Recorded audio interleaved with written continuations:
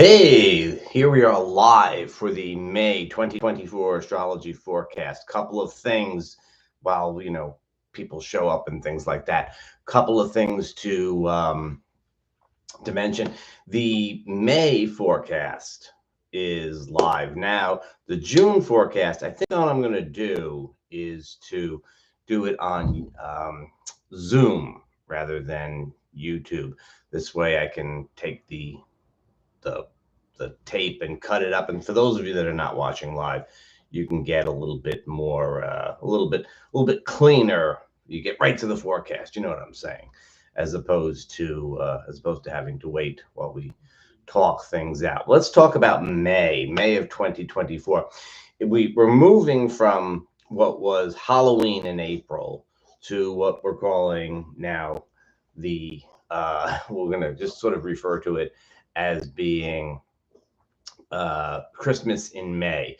We certainly have some really, really interesting shift of energy in May, right? This is, well, in a minute, not right away, but in a minute, we're going to have a nice little shift of energy in May. We're going to move from that intensity that we've had since early March. Well, it's mid-March. We had the eclipses, the lunar eclipse, followed by the solar eclipse, followed by the Scorpio full moon, all the way through late March into April. And all we need to do is get past the very beginning of May. We have Pluto station to retrograde on May 2nd. And after that, a few days after that, because these things don't just disappear in a heartbeat type of thing, then we're going to have relatively clear skies for May. We have a few little bumps in the road as we always do, but basically we're going to be looking at a more or less smoother kind of energy as we make our way through May. Wanted to mention we have one big change happening. We have a few big changes happening, but one really big change is that Jupiter is going to go into Gemini, and that is going to be happening right around the 25th of May. And there'll be a video out for that, including things for every sign that will be out around the 15th of the month. Give you a nice little 10-day run up to that. So you should probably, what you should do? You should subscribe and hit the little bell to get notifications. This way, you don't have to think about it. I mean, I'm not encouraging you not to think and remember things, but, most of us benefit from a little bit from the outboard brain. So you have to get the notifications from outside. So that is a big shift that is happening towards the end of the month. The end of the month really does have the energy there. And but we will be putting the video out in the middle of the month. Okay, so we come into this month with Venus and Mars having just changed signs, right? The first thing that they do, Mars goes into, actually on April 30th, Mars goes into Aries, Venus goes into Taurus, right? So this is already taken care of when we begin May. Now, what's the first thing that they do? The first thing that they do when they get into their home signs, where they're going to be really happy, is that they connect with Pluto. The first thing that happens then is that Mars will make a nice sextile to Pluto, stationing Pluto in Aquarius. And that really suggests directed action, right? This, the Mars and Pluto, they're co-rulers of Scorpio. They really fire each other up. Pluto's very strong because he's stationing on the 2nd. And here comes Mars making the sextile. So let's figure the 1st, 2nd, 3rd, and 4th of May, we're getting this energy. Very good for directed action, right? Definitely, there's a little bit of a competitive feel to it. There's a little bit of, it's a martial kind of energy for sure. And we get this at the beginning of the week. But for most of us, we could just look at it as being an opportunity for directed action. Okay, Venus, on the other hand, gets into Taurus, where she wants to enjoy herself and says we can have a good time with things. And what happens there? She squares Pluto. And this is a little bit different kind of feel that'll be going on for the first couple of days of the month. And most relevant to relationship and to finance and to socializing. And Venus in Taurus really just wants to enjoy yourself and have a good time. And Pluto in Aquarius says, well, who's watching? What are we doing here? So that is just sort of the energy that is there. It could be a little bit more jangly when it comes to things like socializing and finances than it is for other types of action. But a great idea for the first week. Excuse me. You can't help that when you're live. The first good idea for the first week of the month is to have directed action. And the cat's crying to go outside. I'm going to let him out because, I serve the cats. You guys are great, but the cat's going outside.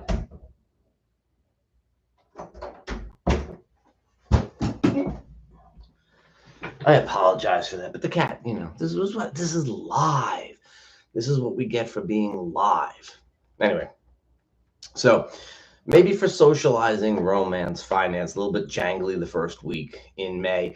But if you have a project, some directed action, we're coming into the new moon, so I wouldn't necessarily start anything new. It's a great time to wrap things up, bring things to a conclusion. So that's how we begin the month, right? The new moon, the Taurus new moon, is on the 7th. So this is really the reset point. This is the point when we're really sort of walking away from all of that Plutonian energy, that eclipse energy that has been jangling us since late March. This is the reset point which we can go forward from. And to tell you the truth, it's a new moon. Set your Taurus intentions for things like finance. It's a great time to think about starting to plant the garden. As always, wait a couple of days from the new moon to actually get something going, to actually take action. Wait until you see the crescent moon. It's actually the best time to go ahead and set intentions. Even at the new moon itself, it's good to just, think about or meditate upon matters. But really, if you're doing anything, even, intellectually, do it when the moon has waxed a little bit out of the new moon. So that's on the 7th. And then on the 13th, the sun meets up with Uranus this is the Taurus sun meets up with Uranus, getting towards the end of Taurus we're all the way up to the 13th. This is the feel of wanting that freedom, wanting that fresh air, wanting the liberation, getting away from constraints. And, we've been through this real tough time. And, now we're waxing out of the new moon. This is at the first quarter moon. The moon would be in Leo, I would imagine, as the sun meets Uranus. Very much an indication of, okay, now we're free, we're breathing. It's gonna stir up a little bit of impatience in some folks, just as the Pluto station on May 2nd is gonna stir up some impatience in folks and get it to be, there's a little bit of a low tolerance for people that have sort of more fragile systems in place, with both the sun meeting Uranus on the 13th and the Pluto station on the 2nd. For most of us, and I know obviously not you, but it's really true. For most of us, it won't be such a thing. Stuff will get under your skin a little bit more easily, perhaps, but, probably not. If you're active at these times, if you're taking a proactive approach to things, it's not going to really give you much of a hassle. But, not everybody is going to be proactive. And as I said, people that have a little bit more fragile system at work are going to be feeling this a bit more. I want to point out that not Pallas Athena, I always talk about it, but Ceres this time around is making is stationed into retrograde on the 18th. And I would suggest that might be a little bit of an Earth Day revisit, a little bit of time when we might be getting some more, we always get news about the environment and so on and so forth, but this may be a little bit extra going on around the 18th. Keep an eye out for it. Before that, on the 17th, I don't know why I'm sort of backing up here, but on the 17th, Mercury squares Pluto. Mercury has gotten into Taurus, and the first thing he does is square Pluto. This has a lot of energy to it, but it's usually about speaking the truth, right? It's about speaking the truth to those that are in power. In this case, because Pluto's in Aquarius, right? Power may not be the supervisor, the boss, the person, the institution. That was when Pluto was in Capricorn. Now Pluto's in Aquarius. It's more the public, it's the masses, it's public opinion. So here we have what I've got to say, and how is it going to be received in the community? And for people that are in the public eye, it could be a thing. But then again, for people that are just kind of, just doing our stuff, then, the court of public opinion may be a lot smaller, but you still be feeling it. You still feel a little bit of that sense of like, well, what's going on here? How is what I have to say going to be received? Or perhaps you just say something and you'll see how it's received. But the 18th, right? The 18th is just full of energy. Now we're getting over to the really good end of things. We have the Sun conjuncts Jupiter. That's a time. Now, if the Sun and Uranus back on the 13th was about freedom and independence, the Sun and Jupiter on the 18th, this is the sense of freedom. This is the sense of faith and power to do things, to go forward, right? This is a real, it's a little bit of an ego booster kind of aspect. And at the same time, Venus meets with Uranus, and this is the kind of like this is the conjunction of Venus and Uranus, and it's in Venus's sign. And this is the sense of that is very much about going forward, making changes in relationship, romance, and finance, right? That we could like make a shift, make a change. It's on Venus's home territory, right? But Venus and Uranus in this particular case, this is certainly this kind of disruptor aspect that really could be used very constructively. Sometimes you have to break out of routines. The Sun and Jupiter is giving you the faith to break out of your routines. Venus and Uranus are giving you the opportunities. And so let's look at this time, 17th, 18th, as being full of opportunity for change. And we're getting close to the full moon, but we're not there yet. So this is cool. On the 20th, the Sun goes into Gemini. Good, right? This is the last sign of spring for those of us in the northern hemisphere. This is the last sign of springtime. It's the mutable. We're starting to actually gradually leave spring behind and move towards summer, right? We're starting to head towards the months of summer. And so there is this, it's the more outgoing, sociable kind of aspect of springtime. It's that kind of, get the, get out to the little community events, the flea markets, and the street fairs and things like that. That's kind of the Gemini energy. But on the 23rd, now we have a day and a half over here. The 23rd, we have the following things going on. We have Venus meeting with Jupiter at 29 degrees of Taurus. That's an amazing aspect. Okay, first of all, Venus and Jupiter love each other. The two benefic or helpful planets. They get together at the 29th degree of Venus's home sign of Taurus. Let's call that an opportunity for some fun, right? This is a nice party energy type of thing that we've got going on over there. And on top of all, it's the day of the full moon in Sagittarius, right? So let's say, and it falls midweek, but that doesn't matter. That doesn't matter. We're catching this energy for a few days before and a few days after. And I'll tell you the truth. I would just make the most of it, no matter what day of the week it is. It's a real fine, upbeat energy. This is the Sagittarius full moon, right? This is, upbeat, outgoing, take a trip, go explore. And then we have Venus together with Jupiter saying, let's have a great time. Let's, it's sensuous because it's Taurus, it's exploratory because it's Venus and Jupiter. It's a real nice energy that's pervading this last part of the week. This is Christmas in May. This is a real nice kind of aspect to be having. Venus then goes on to go into Gemini at the same day, and then just 2 days later, we'll make a nice trine to Pluto. And if there was tension beforehand, here we have a kind of easing out of things. This is more like socializing and making things work with the group in a way that is really kind of simple and good and powerful and upbeat. So again, we're looking from about the 18th all the way through the full moon on the 23rd. And then on the 25th, Jupiter goes into Gemini. And if you're coming in a little bit later, there'll be a video on that.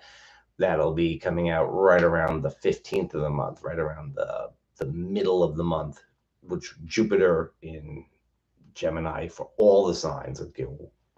If you're a Taurus, it means this. If you're this is what we should look for. Not what it means. It means a lot of things. What you should look for. And finally, on the 31st, not.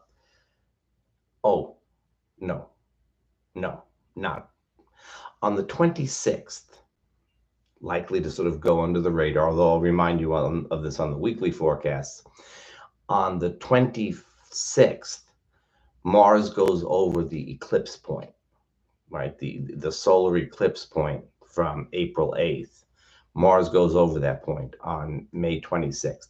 Keep your eyes peeled for that day. That is the trigger for that eclipse. Being a new moon, the energy is seated, and we got to wait for somebody to trigger it. Although Venus and Mercury have already triggered that point. Mercury twice, once when it was retrograde, once going forward. But I think Mars might be the one we want to keep our eye on. Mars in his home sign of Aries, tripping over that 19th degree. That's worth looking at May 26th. I hope that doesn't do anything to dampen the otherwise upbeat, fun energy that we have towards the end of the month. And another thing that will not dampen the energy is Mercury's meeting with Uranus on the 31st. And this suggests that the time, let's say the 28th, 29th, 30th, 31st, and then going into early June, you've got this energy of Mercury together with Uranus. Think about really rapid communication, brilliant ideas, new insights, different ways of doing things. It's a technological aspect. It is, but just, this is the time when you're liable to get a bunch of really good ideas. And that's again, a real positive way of looking at the end of the month and the different potentials and possibilities there. So we're getting sort of this month the best of Uranian energy. We're getting this freedom of Uranian energy as the Sun, Mercury, and Venus all meet with Uranus, and then we've also got the Jupiter energy. So we're we've got lots of Uranus, Jupiter, freedom, optimism, upbeat kind of stuff. So again, I would subscribe and get notifications, and then watch the weekly forecast. Watch out for the forecast of Jupiter into Gemini. And let's see who we have here. We have Marie Haig from California. Hello. And Shari from Central Washington. You weren't notified by YouTube. I'm not really sure how that works, to tell you the truth. They always say to hit the notifications, but I'm not entirely sure how that works. I get if I go to my home page of YouTube, I get little dots when somebody has posted something new. There you go. What degree is the new moon at? The new moon is on the, let's see, the new moon is on the 7th. I'm not sure. It would be right around 18 or 19 degrees of Taurus. 18, it's at 18 Taurus. Now I remember, it's at 18 of Taurus. Good riddance to eclipse season. Yeah. Well, you know, it's not, you know, it goes up and down both ways, right? Um, let's see. It could be worse. Oh, Sagittarius, Sun and Moon.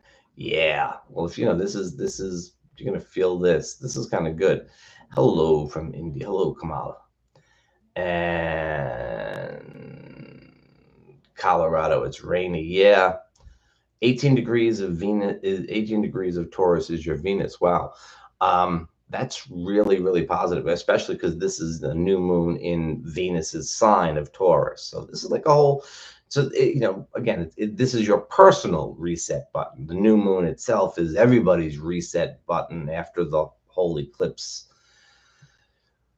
thing. And now we're sort of a little bit hitting the reset button for this month, and using Jupiter and Uranus to push ourselves out to new horizons. But for you personally, you're really dialed into that. Just woke up early in LA to see me in person. Yeah. I Let's see, what is it? It would be 9 o'clock in LA. It's kind of early, it's not exactly. So yeah, so eight. If you, it's not exactly dawn or anything like that, but it's early.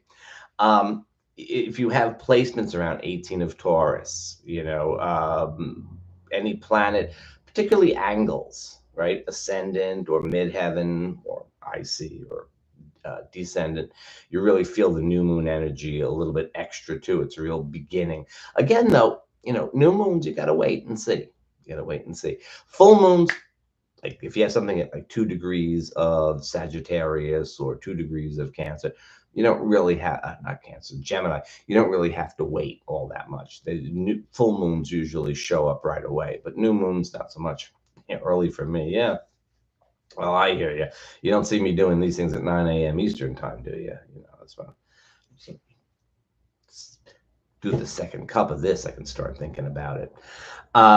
Yeah, well, so Hannah, you're right. This is I don't know if the forecast is better. I'm hoping it's fairly accurate, but the feel of May is definitely going to be better, especially after the first week, after the new moon. We're really shifting gears over here. No, we still have a lot of stuff on our table. We've still made a mess out of things in many, many ways, and it's not going to go away. We shouldn't be getting quite as much new stuff to deal with that's problematic. And, especially in our own lives, I don't know collectively how this is going to work out. It's always kind of a little, that has a right. I don't think we're going to get that thing cleaned up anytime soon. But in our personal lives, we really have like nice opportunities. Even the first week, we have nice opportunities. It's to sort of get it in your head and then go forward with it. That's the key word for May. Whatever the thing is, go forward with it. And especially towards the end of the month, don't forget to enjoy the process. Anyways, there we have it. There we have it. Again, if you came in a little bit later, what I'm going to do for the June live forecast is I'm going to do it on YouTube, not YouTube. This is YouTube. I'm going to do it on Zoom. And in the weekly forecast, I will put in on the notes on the bottom, I will put in where to email me to get the link, and then I'll send out the link, and you can join the Zoom meeting. And this way, those of you that are watching it later on, you don't have to, deal with the early time there when I'm sort of getting set up and waiting for people to show up and all that. I'll just go right into the forecast. Okay, if there's no more questions or anything like that, don't forget to hit the like button. Don't forget to hit the like button and the subscribe button. I'm not, yeah, you should definitely hit the like button. I like that. That's good, All right. See you guys soon. Of course, hey, Victoria, thank you. If you haven't watched the weekly forecast, that's available on the channel too. And I would really watch the weekly forecast, because the month ahead, it's easy enough to get the feel of things. So it's a good chunk of time, but the weekly forecast actually gives you a lot of stuff that's, dealing with things on a practical level. All right. See you guys. Bye-bye.